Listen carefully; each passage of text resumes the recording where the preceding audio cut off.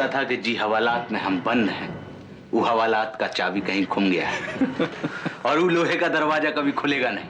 लेकिन आपके मेहनत से ये सब सफल हुआ। So this is the end of my relationship with Walter. और इस बात की गारंटी मैं देती हूँ। इंस्पेक्टर साहब, करण का अगला पिछला सब छान डालिए। वो कौन है, कहां से आया है, क्यों आया है, बहुत सी बातें साफ हो जाएंगी। मैं थूकता हूँ ऐसी नौकरी पे, लेकिन जाने से पहले मैं एक बात बोल के जाएगा मेम साहब, मैं और सुनीता आप सब लोगों से अच्छा है। अगर हमारा शक गलत है तो आपको किसी तरह की चिंता करने की जरूरत नहीं, और अगर सही है तो हर गुनहगार गिरफ्तार होने से पहले परेशान तो रहता ही है। तेरी बेटियां हैं तेरे बस में? वो तो तुझे मां तक नहीं कहना चाहती। एक तो वो एमएलए के चक्कर में जेल जा चुकी है और दूसरी सुनील नाम के वकील के गले में बाहें डाले घूमती है।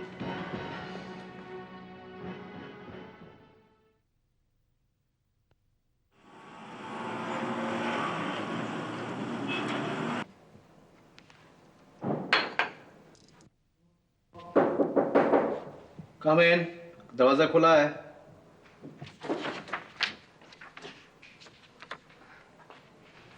अरे शीला जी, आप यहाँ अचानक? कैसे हो सुनील? केडी के साथ जब से छूटा है जिंदगी बेहतर हो गई है। I'm sorry अगर आपको बहुत बुरा लगा है तो प्लीज बैठिए। Thank you. नहीं सुनील, तुम्हारी ये बात मुझे उतनी ही अच्छी लगी जितना ये सुनकर कि केडी को तुमने जेल भिजवा दिया है। तुम नहीं जानते सुनील, अनजाने में ही तुमने मुझ पे बहुत बड़ा एहसान किया है। एक दिन मेरे दरवाजे की घंटी बजी, दरवाजा खोला तो सामने इंसानियत खड़ी थी। वो भी मुझसे यही बात कह रही थी कि केडी को जेल भिजवाकर मिस्टर सुनील वर्मा, तुमने मुझ पर बहुत बड़ा एहसान कर दिया है। मेरे ख्याल से केडी के जेल जाने से सिर्फ केडी दुखी है, बाकी सब खुश हैं। वैसे सुना है कोई उससे मिलने तक नहीं जाता है। मैं एक बार गई थी उसे और दुखी करने। तुम नहीं जानते सुनील, मैं जब से वापस आई हूं ना, तब से उसने मुझे हैरान कर रखा है। हैरानी तो मुझे केडी की बातों पर होती है। उस पर हम उसके बारे में इतनी सारी बातें कर रहे हैं, वो डिजर्व नहीं करता है। एनीवे, आपको मुझसे कोई काम था? हाँ, काम तो था, लेकिन सुनील, मैं तुमसे पहले ये जानना चाहती हूँ कि कहीं तुम्हारे दिल में मेरे लिए नफरत तो नहीं है ना? मैं भला आपसे क्यों नफरत करने लगा? वही पुरानी बातें लेकर, जब मैं मल्होत्रा इंडस्ट्री में काम किया करती थी और केडी ने मुझे अपनी साजिश का जरिया बनाया था। शीला जी, उस साजिश का हिस्सा तो मैं भी साबित हुआ था ना। केडी साहब का प्रपोजल लेकर मैं ही मल्होत्रा इंडस्ट्री के पास गया था और बाकायदा उन लोगों को कन्विंस कर रहा था कि देखिए ये पार्टनरशिप प्रोजेक्ट कितना बढ़िया है। ये तो अच्छा हुआ कि वो लोग कन्विंस नहीं हुए, नहीं तो अब तक केडी मल्होत्रा इंडस्ट्री को खा चुका होता, बचा भी चुका होता। और मेरे और महेन के आज के ताल्लुकात लेकर? देखिए शीला जी, मैं ये बात आपसे और सिर्फ आपसे ही कहूंगा। मिस्टर महेन मल्होत्रा को आपकी जरूरत है और शायद आप ही उन्हें संभाल सकती हैं। सुनील, ये बात महेन के अलावा सिर्फ तुमने कही है। Thank you so much. लेकिन महेन को संभालने के लिए मुझे तुम्हारी मदद की जरूरत है। कैसी मदद? ये देखो।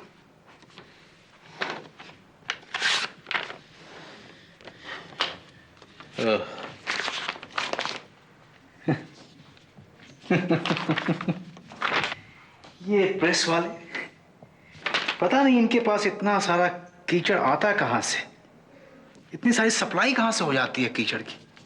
सब लोगों पे उछालते रहते हैं, एक थप्पड़ भी बर्दाश्त नहीं कर पाए ये लोग। सुनील, तुम ये केस संभाल लोगे ना? आपके सवाल से पहले ही मैं अपने आप से हामी भर चुका हूं। मिस्टर महेन मल्होत्रा मेरे लिए एक फैमिली मेंबर जैसे हैं और कोई फर्क भी नहीं पड़ता कि कोई भी जर्नलिस्ट अब सामने आ जाए। आने दो इस जर्नलिस्ट को कोर्ट में। बस इतना ही होगा कि मेरा साबुन का बिल ज्यादा आएगा। साबुन का बिल? हाँ भाई, एक प्रेस वाले के खिलाफ केस टेकअप कर रहा हूँ। पूरे प्रेस वालों की कौम मिलकर सामूहिक तौर पर मुझ पर कीचड़ उछालेगी, तो भाई कपड़े तो ज्यादा धोने पड़ेंगे ना। अच्छा, क्या महन को भी कोर्ट में आना पड़ेगा? हाँ, आना तो पड़ेगा। क्यों? नहीं सुनील, महन की दिमागी हालत बिल्कुल ठीक नहीं है। You know, it's a kind of nervous breakdown. मुझे नहीं लगता वो कोर्ट केस में शामिल हो पाएंगे, और अगर जबरदस्ती की गई ना तो नतीजा बुरा भी हो सकता है। प्लीज कोई और तरीका नहीं है इससे छुटकारा पाने के लिए? छुटकारा पाने के और तरीके तो हैं, पर उन्हें आजमाना पड़ेगा। सुनील, तुम अपनी तरफ से पूरी कोशिश करो। देखिए, अगर आप नहीं भी कहेंगी तब भी मैं पूरी कोशिश ही करूंगा। आप फिक्र मत कीजिए, ये मसला मुझ पर छोड़ दीजिए। चाय। Thank you. वॉल्टर, हाय। देखो, अब तुम्हें अपनी सारी चोरियां कनाडा जाकर करना। अभी जो चोरी चोरी से तुम अपनी कैनेडियन गर्लफ्रेंड को लव लेटर लिख रहे थे ना, उसे मैंने छुपाते हुए देख लिया। नहीं बाबा, मैं तो ये वो लिस्ट बना रहा था उस सामान की जो मुझे अपने साथ कनाडा लेके जाना है। अब धीरे धीरे करके पैकिंग करना तो शुरू करना पड़ेगा ना। लेकिन तुम इसमें सबसे इम्पोर्टेंट चीज़ तो लिखना ही भूल गए। नहीं, कुछ चीज़ें मैं वहीं पे जाके अरेंज करूँगा। अब बेकार में लगेज बढ़ाने से क्या फ़ायदा। मिस्टर, वो चीज़ ना तुम्हें फॉरेन करेंसी से मिलेगी और ना ही इंडियन करेंसी से खरीद सकोगे। क्या?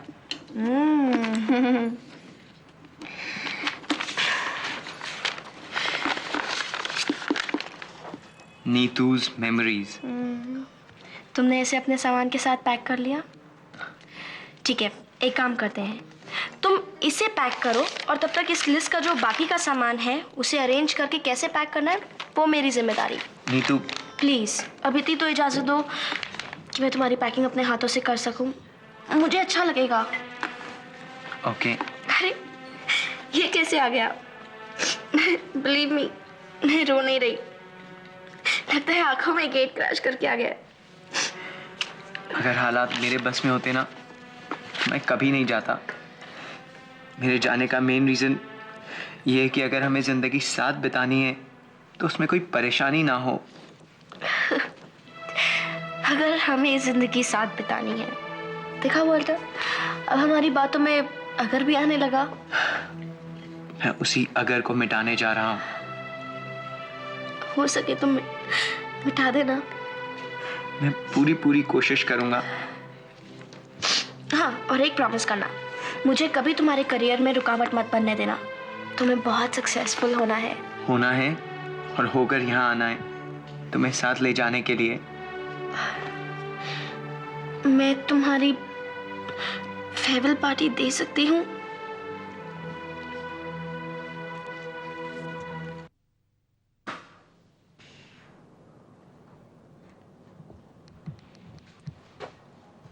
मम्मी, आप जा रही हैं? तो यहाँ खड़े होकर क्या करूं? तुम्हें देखने का दिल कर रहा था, आकर देख लिया। तुम्हें तो मुझसे कुछ कहना नहीं, वरना कुछ बोलते तो जा ही रही। मम्मी, मुझे आपसे कुछ बात करनी है। फिर वैसी बात मत करना जैसी पिछले दिनों से कर रहे हो। बस वही एक ही बात। मम्मी, आप जाओ, आप जाओ। मम्मी, मेरा मतलब वो नहीं था। जिस माँ ने तुम्हें बोलना सिखाया है तुम उसी को अपनी बातों का मतलब समझाओगे?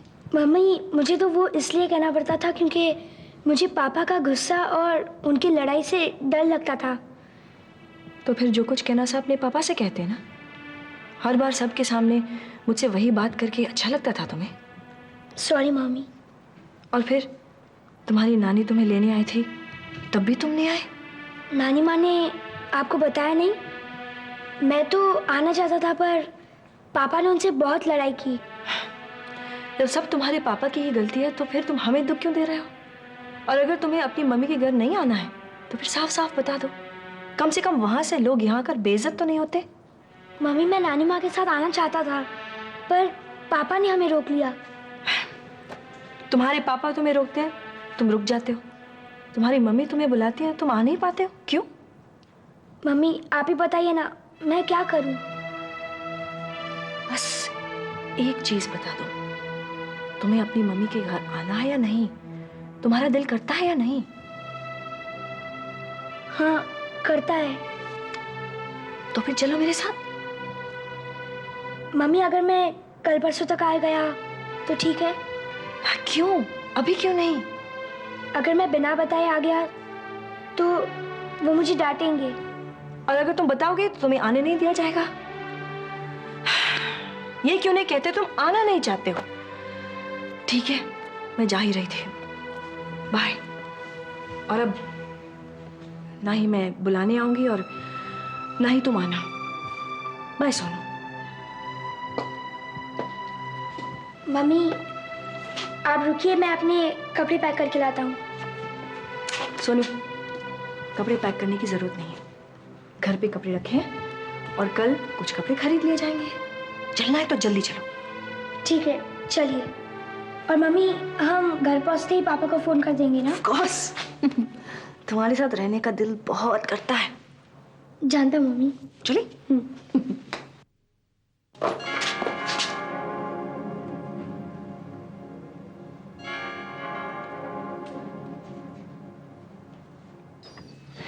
मैं मिस्टर महेंद्र मल्होत्रा का वकील हूं और हर केस की पैरवी मैं ही करता हूं।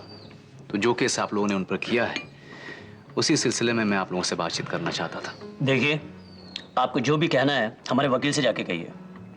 आपके वकील से ही बात करनी होती तो मैं सीधा कोर्ट में करता। हमने इसके बारे में अपने वकील से बात कर ली है। अगर आप ये कहना चाहते हैं कि हम केस वापस ले लें तो I am sorry, this is not possible. जैसा बर्ताव मिस्टर मल्होत्रा ने मेरे साथ किया है, अगर वैसे ही सारी पब्लिक करने लगे तो हमारा क्या होगा? बहुत बुरा होगा, वाकई बहुत बुरा होगा। और मिस्टर महेंद्र मल्होत्रा से मिलने के बाद मुझे ये एहसास हुआ कि उन्हें अपनी गलती का पूरा पूरा एहसास है। तो फिर मुझे नहीं लगता है कि कोर्ट में इस मामले को घसीटने से कोई फायदा है।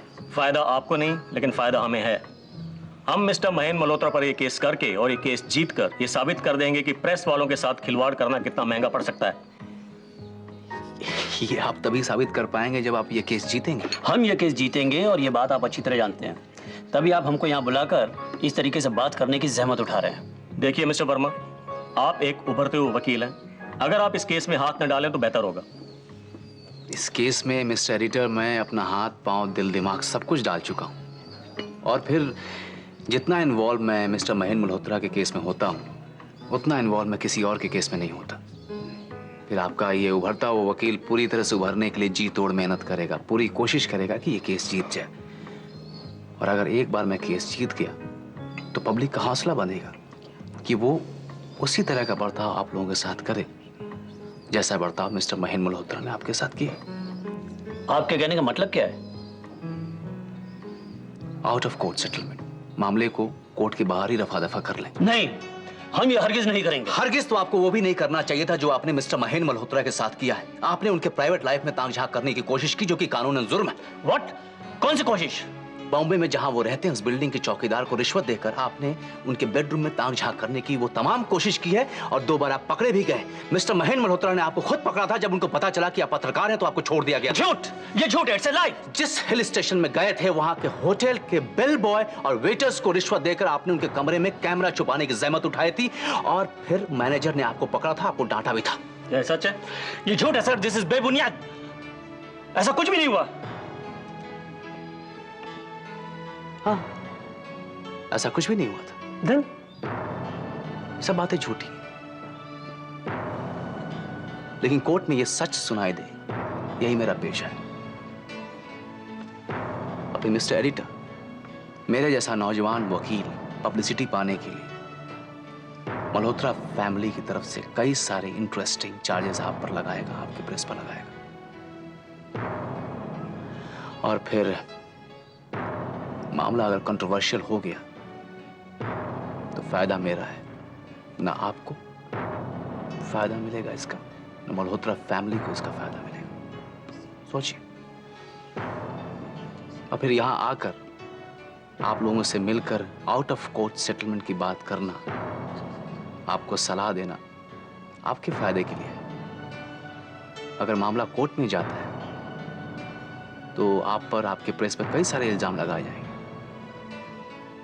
और कोर्ट में नहीं जाता तो मिस्टर महेंद्र मल्होत्रा आपको 2 लाख रुपए हर्जाना देने के लिए तैयार है। 2 लाख? जी हाँ, 2 लाख। क्योंकि कोर्ट के बाहर वो भी फील करते हैं कि उनका बिहेवियर गलत था, और कोर्ट के अंदर वो वैसा ही फील करेंगे जैसा मैं कहूंगा। तो मिस्टर एडिटर, फैसला आप लोगों पर है। ठीक है।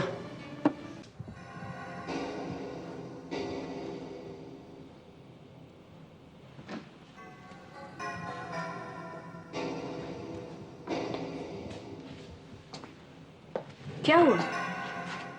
तुमने मेरा हाथ क्यों छोड़ दिया? यही सवाल इसके पापा ने तुमसे कई साल पहले किया था, जब तुमने इसके पापा का हाथ छोड़कर केशव मल्होत्रा का हाथ पकड़ लिया था। आज अगर तुम्हारा बेटा वही कर रहा है तो उसमें हर्जी क्या है? रश्मि, सोनू को मैंने जन्म दिया है। मैं जानती हूँ, इसलिए वो हरकतें तुम्हारी तरह कर रहा है। फर्क सिर्फ इस बात का है कि तुमने पैसों के लिए किया और ये प्यार की खातिर कर रहा है। जो भी इसे प्यार देगा वो उसका हाथ थाम लेगा। रिश्तों पर जोर कभी तुमने दिया नहीं स्वेतलाना, और ना ही इसने सीखा। इधर आना बेटा। आंटी को ये बताओ, तुमने खाना खाया? हाँ, बस खा ही रहा था कि मम्मी आ गई तुम्हें घुमाने, है ना? अच्छा, तुमने होमवर्क किया? हाँ, बहुत देर हो गई किया हुआ। बहुत देर हो गई। एक काम करो, अपनी कॉपीज आंटी को दिखाओ जरा।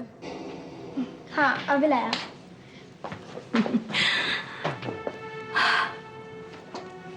तुम मेरी और मेरे बेटे के बीच में आने की कोशिश मत करो। तुम किसी के रिश्ते के बीच में नहीं आई थी, याद करो। तुम कहना क्या चाहती हो? मैं किसके बीच में आई हूँ? रंजना देवी और केशव मल्होत्रा के रिश्ते के बीच। तुम मेरे पर्सनल मैटर्स में दखल मत दो। मैं देख रही हूँ कि आजकल तुम बहुत ज्यादा इंफॉर्मेशन कलेक्ट कर रही हो। आखिर तुम चाहती क्या हो? सोनू को चाहती हो, और वैसे भी सोनू तुम्हारे लिए गैर जरूरी चीज है ना? तुम मेरे बेटे के बारे में ऐसे बात मत करो। वो मेरे लिए बहुत जरूरी है, इसीलिए तो मैं रोज यहाँ आकर तुम लोगों का सामना करके उसे मिलने आती हूँ। मेरा बस चलता तो मैं जिंदगी भर तुम लोगों का चेहरा नहीं देखती। सोनू का भी बस चलता तो वो भी यही करता। सोनू का बस यहाँ इसलिए नहीं चलता क्योंकि तुम दोनों ने उसे डरा धमका कर रखा है यहाँ। वो डर के मारे मेरा घर नहीं आता। श्वेतलाना, ये तुम क्या कह रही हो? सोनू बेटा, यहाँ आना। कॉपीज यहाँ रखो। अब एक बात बताओ सोनू, मैंने तुम्हें कभी डांटा है? कभी तुमसे जोर से बात की है? और जब से तुम यहाँ आए हो, तुम्हारे पापा ने तुम पर कभी हाथ उठाया है? नहीं तो फिर तुम मेरे साथ क्यों नहीं चल रहे? बार बार अपने पापा को बोलने की बात क्यों कर रहे हो? बोलो। एक्सक्यूज मी स्वेतलाना, इस घर में सोनू से कोई भी ऊंची आवाज में बात नहीं करता, और ये छोटा सा बच्चा है, ये आपके घर नहीं आना चाहता है और बोल नहीं पा रहा। तुम मेरे घर नहीं आना चाहते हो, है ना? साफ साफ बताओ। सोनू बेटा, आंटी की बात मानोगे? तुम्हारी मम्मी तुम्हें कुछ दिनों के लिए अपने घर लेके जाना चाहती है। प्लीज तुम अपनी मम्मी के साथ चले जाओ, प्लीज, आंटी के खातिर। आंटी, मैं मम्मी के साथ जाऊं? जरूर बेटा, मैंने कभी तुम्हें किसी बात के लिए मना किया है? Thank you aunty. गो। चलिए मम्मी।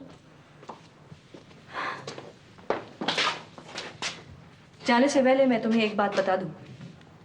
मैं तुम्हारे खेल अब धीरे धीरे समझने लगी हूं, लेकिन रश्मि ये मत भूलो, खेल खेलना मुझे भी आता है। श्वेतलाना, तुम अपना खेल खेल चुकी हो और मेरा खेल समझने की तुम्हें कोई जरूरत नहीं।